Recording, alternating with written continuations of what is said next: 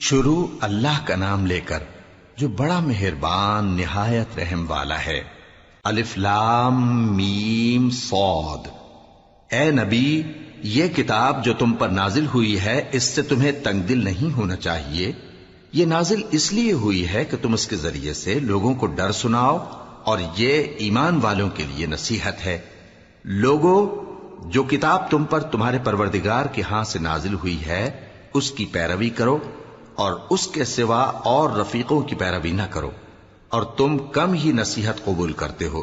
اور کتنی ہی بستیاں ہیں کہ ہم نے تباہ کر ڈالی جن پر ہمارا عذاب یا تو رات میں آتا تھا جبکہ وہ سوتے تھے، یا دن کو جب وہ قیلولہ یعنی دوپہر کو آرام کرتے تھے، تو جس وقت ان پر عذاب آتا تھا ان کے منہ سے یہی نکلتا تھا کہ ہائے، ہم اپنے اوپر ظلم کرتے رہے۔ تو جن لوگوں کی طرف پیغمبر بھیجے گئے ہم ان سے بھی پرسش کریں گے اور پیغمبروں سے بھی پوچھیں گے، پھر اپنے علم سے ان کے حالات بیان کریں گے، اور ہم کہیں غائب تو نہیں تھے۔ اور اس روز اعمال کا تلنا برحق ہے، تو جن لوگوں کی تولیں بھاری ہوں گی وہ تو کامیاب ہیں، اور جن کی تولیں ہلکی ہوں گی تو یہی لوگ ہیں جنہوں نے اپنے آپ کو خسارے میں ڈالا، اس لیے کہ ہماری آیتوں کے بارے میں بے انصافی کرتے تھے۔ اور ہم ہی نے زمین میں تمہارا ٹھکانہ بنایا اور اس میں تمہارے لیے اسباب معیشت پیدا کیے، مگر تم کم ہی شکر کرتے ہو۔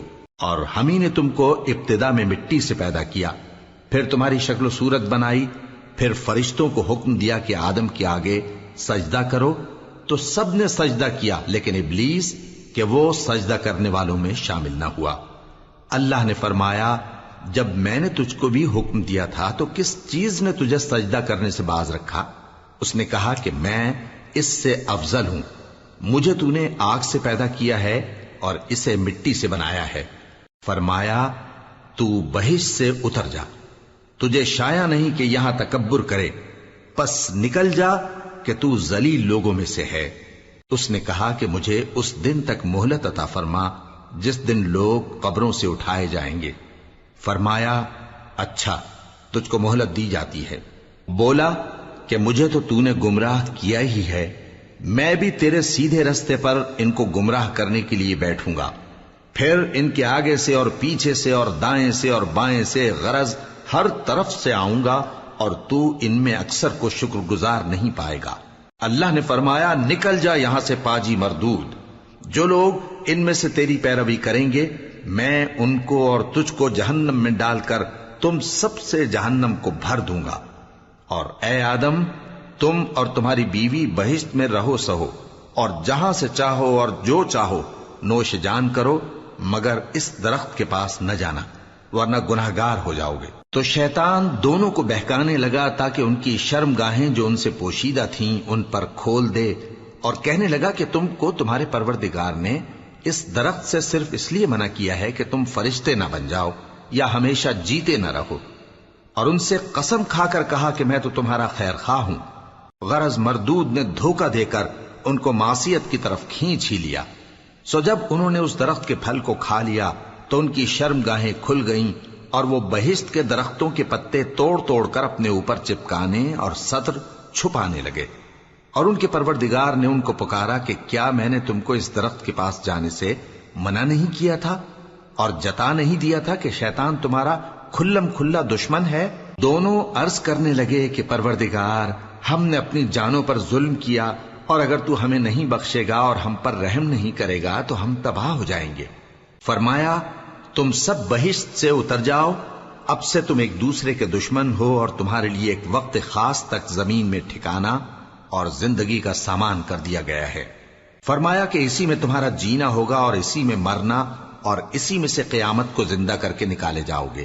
اے بنی آدم، ہم نے تم پر پوشاک اتاری کہ تمہاری شرم گاہوں کو چھپائے اور تمہارے بدن کو زینت دے، اور جو پرہیزگاری کا لباس ہے وہ سب سے اچھا ہے۔ یہ اللہ کی نشانیاں ہیں تاکہ لوگ نصیحت حاصل کریں۔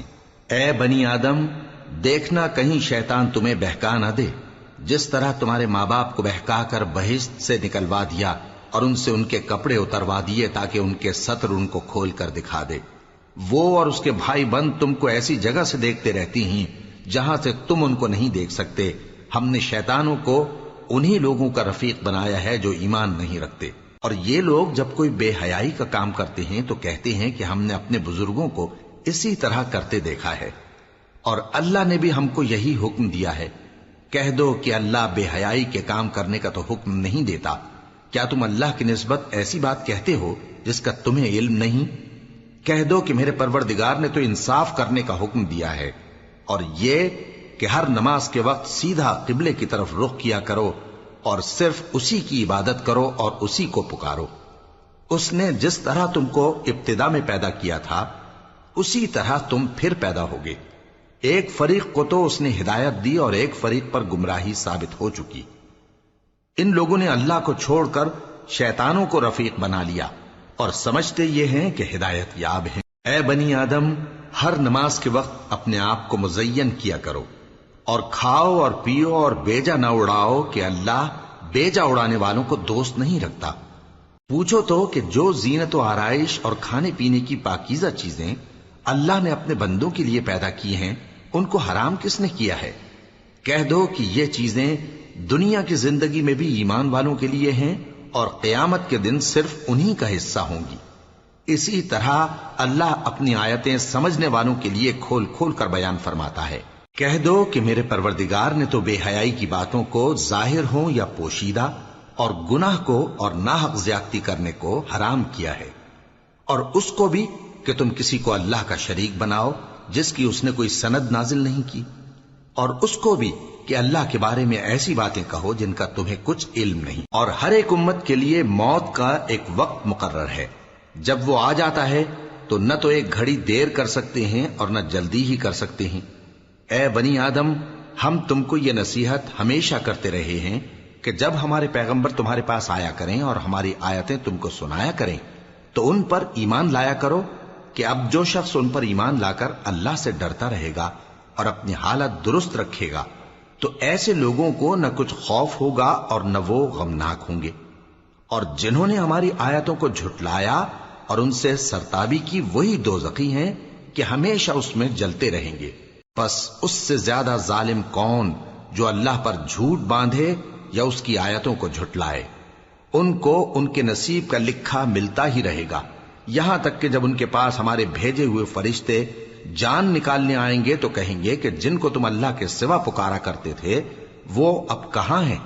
वो कहेंगे कि वो हमसे गुम हो गए, और इकरार करेंगे कि बेशक वो काफिर थे।